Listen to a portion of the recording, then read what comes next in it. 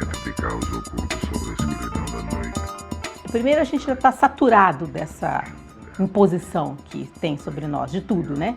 Desse lado hegemônico da vida, que aí cria um padrão de raça, de gênero, de sexualidade, de recurso, sabe, de tudo. Eu acho que a sociedade brasileira está saturada. E não é só no Brasil, acho que em vários outros lugares do mundo.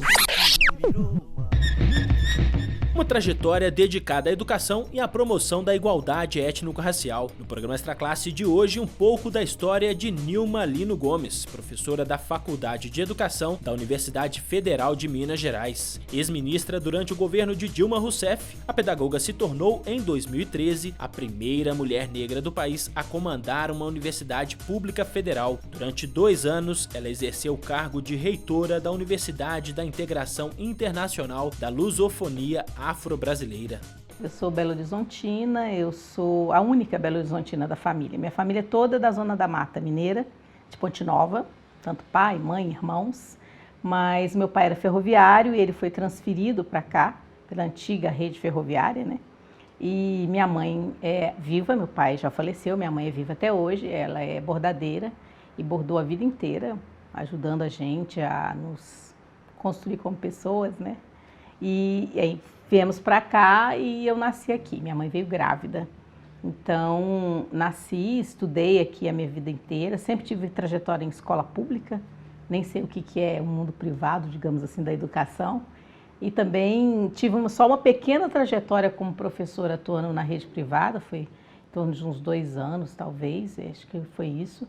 E que produziu muita reflexão para mim, inclusive essa pequena passagem pelo privado. Eu acho que tenho certeza, esse impacto que eu tive quando dei aula numa escola privada de classe média alta e também já era professora da rede pública, o impacto que eu tive entre aqueles 2 mundos, eles foram muito importantes para uma definição, inclusive na minha trajetória de pesquisa, porque é de lá que eu fiz o mestrado e no mestrado eu trabalhei com a ideia de trajetórias de professoras negras na escola, e o impacto da desigualdade, da identidade racial sobre essas mulheres. Eu comecei a perceber que eu mesma comecei a ter uma rejeição pela escola pública e pelas crianças da escola pública.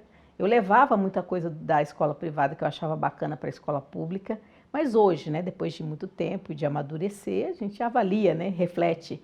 Mas eu via que eu dava um certo descrédito para aquela escola pública e aquelas crianças, mesmo sendo uma professora super séria, super engajada e responsável como eu sempre fui.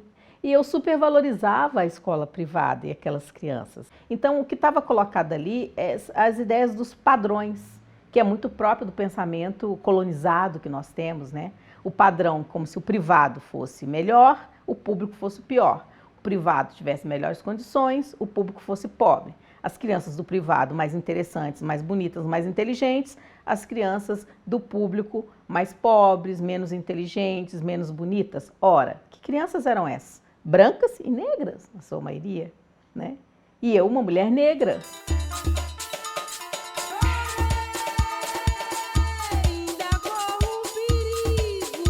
Então, naquele momento, era exatamente isso que estava acontecendo comigo. Eu estava me deixando prender nas amarras do próprio racismo que eu combato hoje, né? Aquele momento foi um momento muito importante na minha vida que deu um clique quando eu me repensei minha prática e comecei a mudar a minha forma de atuar.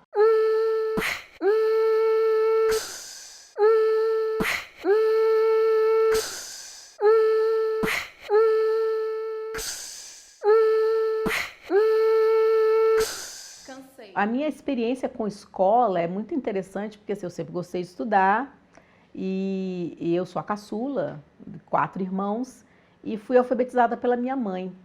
Então eu me lembro que o meu irmão do meio, digamos assim, a gente era muito ligado quando criança, e aquela história que ele ia para a escola, né, compra caderno, encapa caderno, essas coisas não existem mais. E eu fiquei encantada quando meu irmão foi para a escola. Nossa, como eu gostava de ver aqueles caderninhos. E eu me lembro que ele foi alfabetizado por um processo que o livro era global, me parece, o método era o Circo do Carequinha, E era tão linda aquelas coisas. Eu ficava me perturbando meu irmão, queria pegar, e ele não deixava. Então minha mãe falou assim, ó, pegou uns caderninhos e falou assim, não, então você também vai estudar. E aí ela começou a me ensinar a escrever. Eu ia lá, desenhava bola, escrevia bola, ia lá e copiava, isso aqui. E com isso, claro, a construção da leitura, ela é fantástica, né? Nós, professores e professoras, fazemos a mediação, mas quem constrói o conhecimento é o sujeito, né? Então eu fui construindo o meu processo de alfabetização e aprendi a ler. Então eu me lembro mais ou menos de uma situação que acho que meu pai que estava lendo um jornal e eu cheguei e li o que estava lá e todo mundo, ai, ela lê e tal, não sei o que, descobriram que eu já lia. E eu acho que isso tem um marco na minha paixão por escola, por educação. Então quando fui trabalhar na creche comunitária e lá, depois de um tempo, eu decidi fazer pedagogia, tem a ver com eu acho, com essa minha forma de lidar com a educação, né? A educação, para mim, ela nunca se apresentou como um problema, ela sempre se apresentou para mim como um campo que me fascina. E quando eu fui para a pedagogia era isso, e aí era maravilhoso, assim, a Fafiche, no Santo Antônio, era um outro mundo, aquelas pessoas diferentes, era uma menina pobre da periferia, aquela família toda assim, e aí chega lá questões políticas, não sei o quê, e partidos e tal. Então eu entrei de cabeça e na pedagogia também eu sempre fui uma pessoa muito atuante. Então acho que é isso.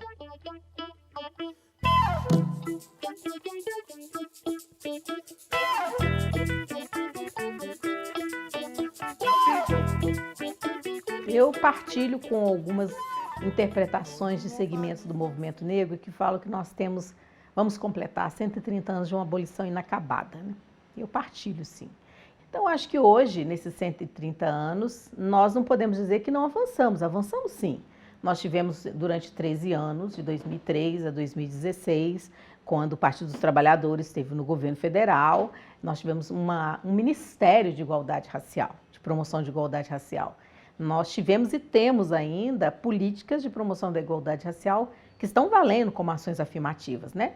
Lei de cotas nas universidades e institutos federais, cotas no concurso público, Estatuto da Igualdade Racial, uma reflexão maior da sociedade brasileira sobre as questões raciais, a Lei 10.639, né, que alterou a LDB, Ensino de História da África, Culturas Afro-Brasileiras. Nós temos hoje, por exemplo, uma Associação Brasileira de Pesquisadoras e Pesquisadores Negros, configurada como uma associação de pesquisa.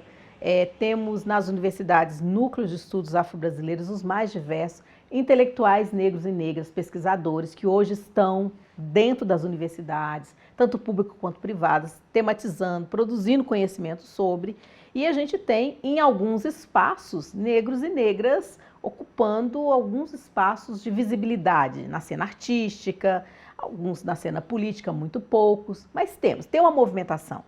Então, não é falar que quando nós dizemos que é inacabada, é como se fosse, como é que eu diria, alguma coisa, uma ingratidão, uma ingratidão social da população negra para com esse país. É dizer que, mesmo com a abolição e tudo isso que nós temos hoje, a estrutura do racismo ainda não está abalada. O corpo dos trabalhadores amanhece antes da cidade, andam aos montes, num passo que lembra o andar de um cortejo fúnebre. Ninguém sabe, mas as bolsas dos homens e das mulheres estão carregadas de sonhos e grávidas de desejos para o amanhã. Mas isso fica para depois. Agora é preciso correr para não perder a condução. Basta você sair nas ruas, basta você ler os jornais, basta você ver as estatísticas para entender que uma grande massa dessa população pobre brasileira, ela é negra e que entre brancos pobres e negros pobres o tratamento é ainda mais desigual. Então eu acho que quando a gente afunila essa complexidade da desigualdade, nós entendemos a força do racismo operando na sociedade ainda. E o Estado tem que se posicionar. O Estado ele tem que se posicionar, ele tem que sair da neutralidade e ele é obrigado, se ele é um Estado democrático, a dar respostas para a sociedade e para a população negra em relação a isso. Dei sinal, só que o motorista passou direto. Eram cadeiras vazias num ônibus cheio de racismo. Não para no ponto, não para. Não para no ponto, não para. Não para no ponto, não para. Não para pra preto, não. O Brasil ele vive o tipo de racismo chamado racismo ambíguo, né? E desde quando fiz meu doutorado na antropologia, isso não saiu da minha cabeça, aprendi isso. Essa ambiguidade que é um racismo que se afirma através da própria negação dele. Então, a sociedade brasileira, ela insiste muito em encobrir ou em suavizar, né, questões e fenômenos estruturais e mais ainda, o racismo, além de ser um fenômeno estrutural, ele é um sistema de dominação. Ele é um sistema de dominação de um grupo étnico-racial sobre outro grupo étnico-racial. Por isso é tão difícil construir políticas de promoção de igualdade racial, por isso é tão difícil garantir direitos para a população negra, porque a gente não pode ficar na superfície do problema, pensando que é uma questão só pessoal, de gosto ou não gostar, de valores. Não é isso, é mais, sabe? É estruturante, é uma questão que... pensando lá nos estudos sobre decolonialidade na América Latina e trazendo para uma reflexão racial, é uma questão de padrões estruturados desde que essa sociedade hoje chamada Brasil, esse lugar hoje chamado Brasil foi invadido, né? Padrões de poder, padrões de conhecimento, padrões de estética, padrões de raça, padrões de sujeitos, padrões. Então, quando a gente fala no sistema, esse sistema padroniza. Então, ir contra esse sistema é quebrar isso, é superar esses padrões. E aí as pessoas têm que ser vistas, tratadas como sujeitos, né? Como são, sujeitos sociais, sujeitos de conhecimento, sujeitos de política, e não simplesmente como indivíduos que vão acessar essa ou aquela outra política ou aquele outro programa. Ou pessoas vitimizadas, que se vitimizam, que têm problemas psicológicos, etc. Não é isso. Toda vez que a pessoa leva para esse lado, é um lado conservador de ver a sociedade, é fugir do problema central. E uma boa forma de fugir desse problema é colocar tudo no mesmo saco e falar que tudo é desigualdade social. Pronto. E aí as pessoas falam, eu luto contra as desigualdades sociais, então estou com a minha consciência tranquila. Professor e professora, a cada concessão de uma bolsa de estudo, a cada adicional extraclasse, por aluno, por tempo de serviço e o descanso semanal remunerado recebido junto ao salário, a cada férias coletivas desfrutada, a cada vez que prevalece a isonomia salarial e a garantia de emprego na pré-aposentadoria, a cada conquista existe uma luta que se fortalece. Esses e muitos outros direitos só são possíveis com uma atuação presente do sindicato. E para que mais direitos façam parte desta história, sindicalize-se. Simprominas, Sindicato dos Professores do Estado de Minas Gerais. CTB, Central dos Trabalhadores e Trabalhadoras do Brasil.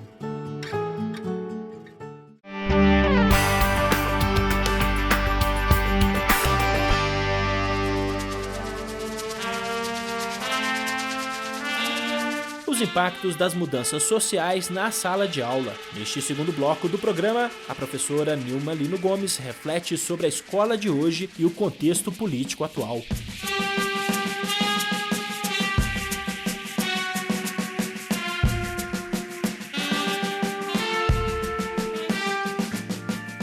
Acho que a escola de hoje é uma escola que está sendo tensionada, forçada a se redefinir.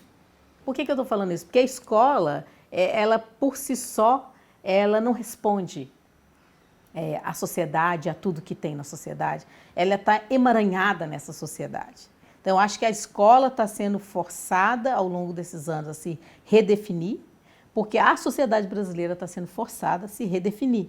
Então, o campo da educação, o currículo, as teorias, a formação dos professores e professoras, a própria discussão sobre a história da África, das culturas afro-brasileiras, que hoje é uma lei que tem que ser implementada, tudo isso não veio de um movimento de dentro da escola para a sociedade.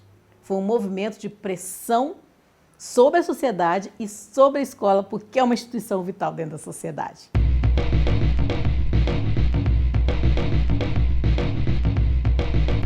Nós não podemos deixar de considerar que hoje, né, quando eu dou essa entrevista, 2018, nós estamos falando de um outro Estado, né?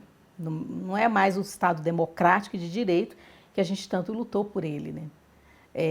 Desde o final da ditadura, nós estamos num estado de exceção, literalmente, num estado ilegítimo, de uma posse ilegítima, melhor dizendo, do Estado por outros grupos, né? Então, nós estamos num momento de um contexto de um golpe.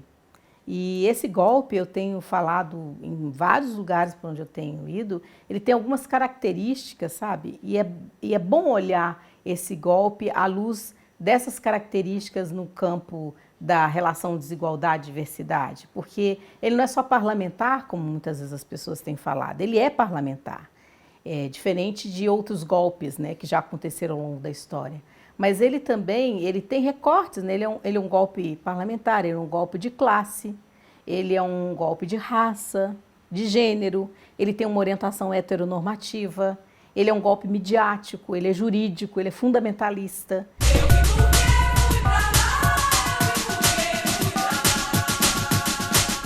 E é uma invasão do campo educacional por uma leitura fundamentalista, religiosa de educação. Ideologia de gênero, essa invenção que construíram agora, propostas de escola sem partido com adesão de educadoras e educadores, não só da população.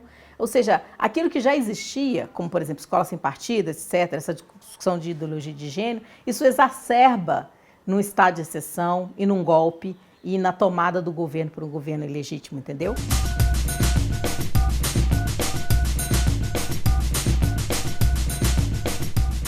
E a nossa discussão e luta por direitos iguais, direitos humanos, etc., ela é enfraquecida nesse momento. Acho que é isso que a gente está vivendo na educação, principalmente, e eu acho que a educação tem um papel muito importante na reversão desse golpe, sabe? Os educadores e as educadoras. Que eu acho que é esse papel, é um papel de fazer uma leitura crítica densa sobre o que a gente está vivendo. Tem que se fazer. Não dá para estar na educação e não fazer uma leitura crítica densa, independente se você está no público ou no privado, né? Na época, um Fusca. Homem, pobre, preto. 285 foi meu pesadelo.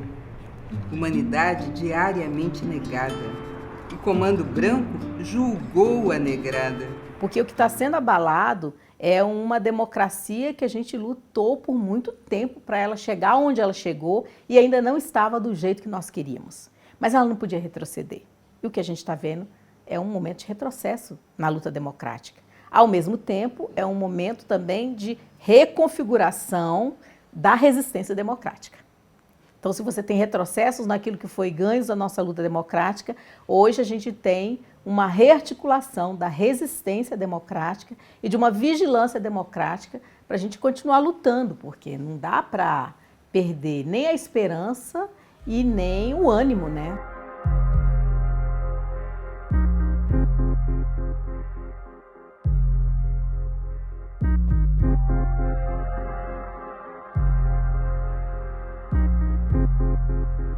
Então, eu diria que hoje, o momento que nós estamos, tanto na luta política por igualdade, as mais diversas igualdades, quanto por igualdade racial, nós estamos num momento de redirecionar, redimensionar a nossa luta e construir estratégias novas de lutar, primeiro para a gente reconquistar a democracia, porque isso que está aí eu não posso falar que seja democracia, da forma como está. Intervenção militar, né? Privatismo, um Congresso que não nos representa, um Congresso que abertamente representa interesses privados, interesses de grupos ruralistas, fundamentalistas, não é isso? Ou seja, tem uma mensagem sendo dada para a sociedade brasileira e para o mundo.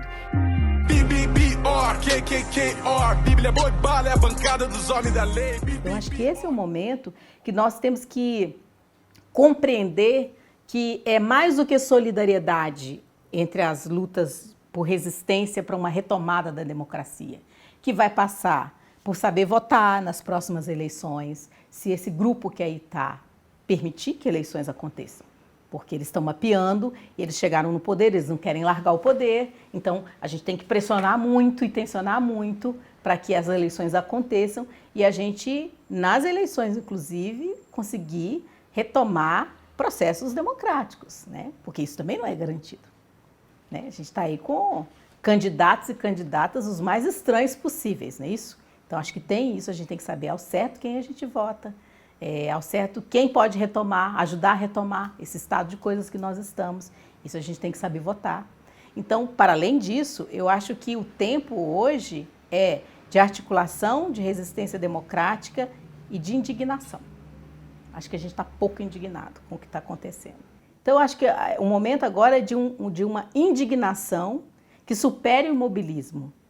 E isso diz respeito desde os atos mais corriqueiros e cotidianos que a gente tem, até os atos populares, do povo na rua, de lutar por um outro projeto de sociedade, de denunciar, de articular com o campo emancipatório para que os direitos que nós estamos perdendo, a gente lute e coloque internacionalmente a boca no mundo para falar que isso está acontecendo com o Brasil, na América Latina. Ou seja, a gente não pode ficar, perder esperança e nem também ficar no imobilismo.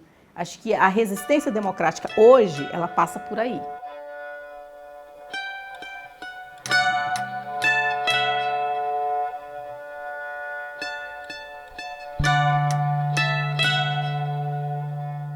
Uma das minhas reflexões que eu tenho feito ultimamente é o seguinte, não dá para a gente entender que a discussão passa só pela escola ou só pela educação. Enquanto tiver pobreza, miséria, violência, né, tudo isso tem a ver com a educação. A educação está emaranhada nisso tudo. Então, o meu combate, a minha luta contra a miséria é também uma luta por uma educação mais justa, entendeu? A minha luta contra a desigualdade de raça, de gênero, contra a violência em relação à população LGBT, a minha luta por terra, por território dos indígenas, dos quilombolas, do povo do campo, é uma luta por educação. Acho que a educação tem que entender isso, porque ficamos assim, a escola, a educação, como se a educação resolvesse os problemas da sociedade. A educação está emaranhada na sociedade. Então, enquanto eu tenho pobreza, eu também tenho educação desigual, não é isso? Enquanto eu tenho racismo, eu também tenho uma escola que não dá conta e discrimina as jovens, os jovens, as crianças negras e negras, entendeu? Então, acho que hoje a sociedade brasileira, eu acho que quem é um educador ou uma educadora sério e séria e que se coloca na luta por emancipação, né, por aquilo que a educação tem que ser, uma educação democrática, pública, né? E independentemente se eu atuo na rede pública ou não, o fato de ser uma educadora ou educador, a gente tem que se colocar essas questões, tem que se colocar. E acho que a escola, ela tem que sair da casa de vidro, sabe? Porque tem hora que parece que a escola, os educadores se colocam numa casa de vidro e falam, a nossa luta, é a nossa luta. Ela é central, ela é prioritária, mas a nossa luta não pode se dar separada das outras lutas sociais. Se eu melhoro a sociedade, eu melhoro a escola. Se eu supero o racismo, eu melhoro a escola. Se eu supero o sexismo e o machismo, eu melhoro a escola. Eu melhoro o currículo. Eu melhoro a vida das pessoas que estão dentro da escola. Tanto professores, quanto funcionários, quanto os estudantes, quanto a família, entendeu? Então, acho que é isso.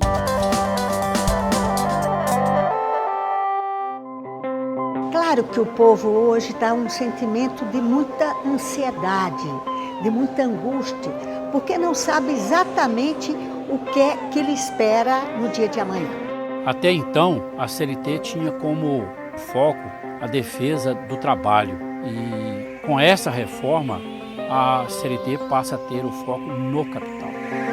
Esse projeto que está à frente do Brasil, a serviço do grande capital, ele não poderia vir sozinho, sem que fosse desmantelada a possibilidade de organização e reação dos trabalhadores.